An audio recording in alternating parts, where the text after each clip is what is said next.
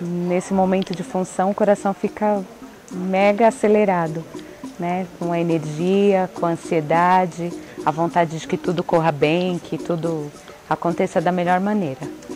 Olha, para mim este momento é um momento onde celebra todas as Iabás, é um final de ano, então a gente cultua nessa festa, a gente pede coisas boas, alegria para todo mundo, né? Uma festa de encerramento e é uma festa assim, de muito louvor, que se faz com todas as Iabás, né?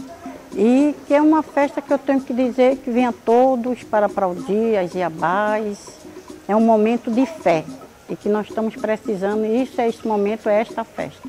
Que é o fechamento de tudo, né? O encerramento do ano, é a bênção que todos buscam durante o ano inteiro, é o encerramento dessa festa.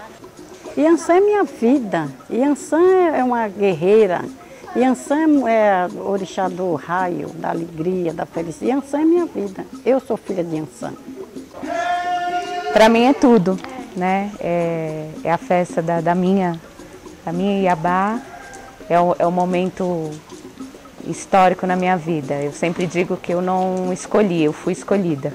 Então nesse sábado, dia 19 de novembro, venha para o Ilhéolá na festa das Iabás.